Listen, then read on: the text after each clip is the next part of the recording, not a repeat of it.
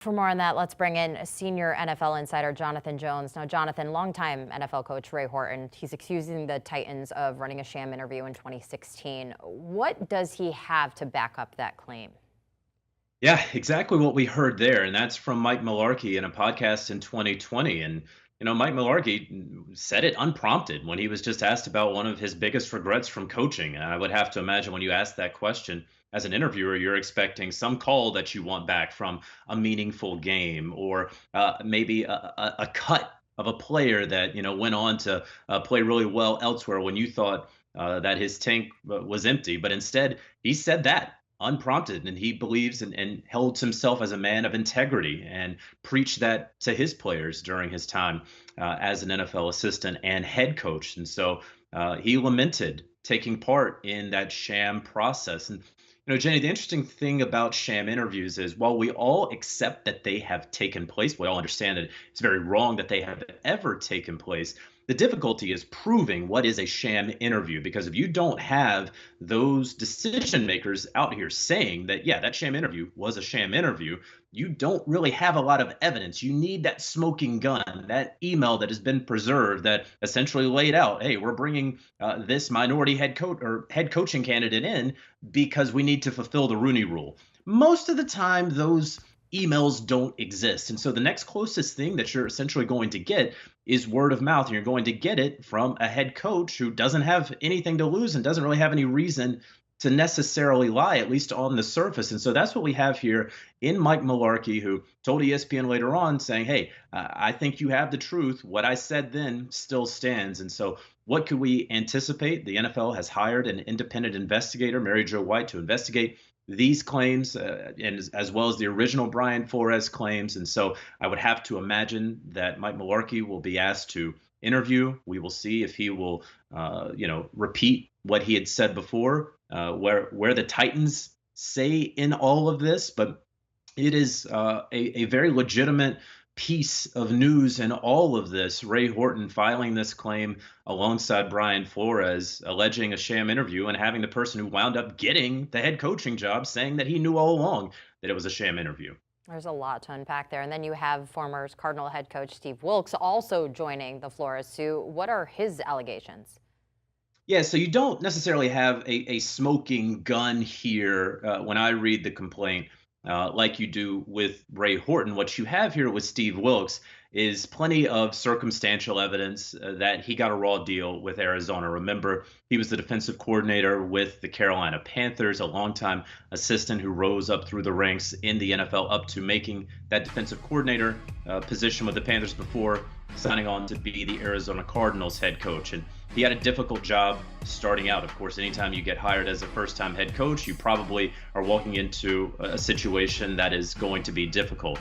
He says that he wanted to trade up in the draft for Josh Allen, but that he was overruled by general manager Steve Keim and wound up having to pick Josh Rosen. We know that that didn't work out for the Arizona Cardinals or Josh Rosen. He mentions how Steve Keim was arrested on a charge of a DUI and how he was without his general manager for most of the year. How after a Packers win late in the season that there was some scuttlebutt that they wished that they hadn't won that game to improve their draft position. And then, of course, the fact that Steve Wilks got fired after 1 year and they went on to hire Cliff Kingsbury.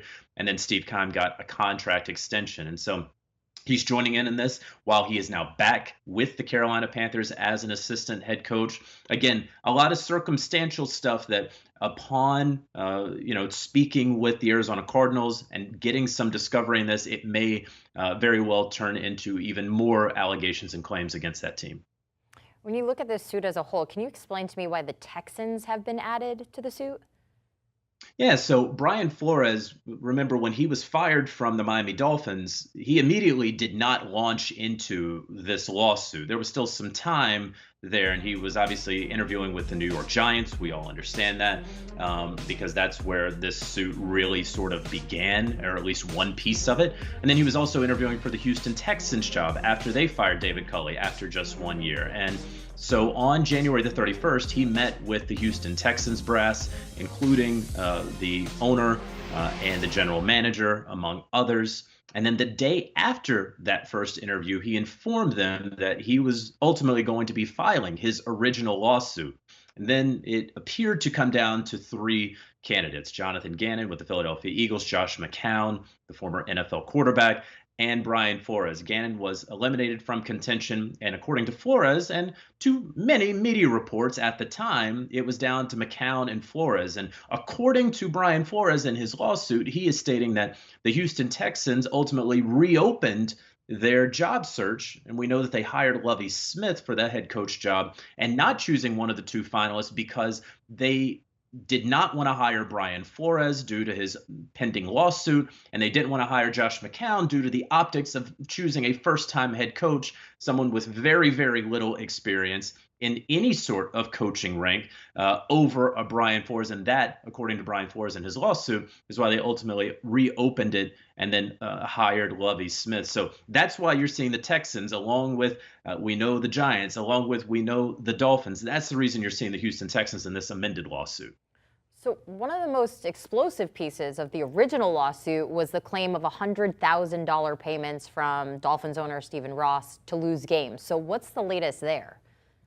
So in this amended lawsuit, Brian Flores and his representation have included in there that there was a December 2019, they call it a memorandum. And I don't know if this is a memorandum in the legal sense or if this was essentially an email, but Brian Flores, through some sort of correspondence, made it clear to Dolphins general manager Chris Greer, to the CEO, to a senior vice president, that he had been informed by Dolphins owner Stephen Ross that Stephen Ross wanted them to lose games there at the end of the season. We have not seen this memo or this email or this letter, whatever it may be. There's a report out there that the NFL does have that. And so is that a smoking gun?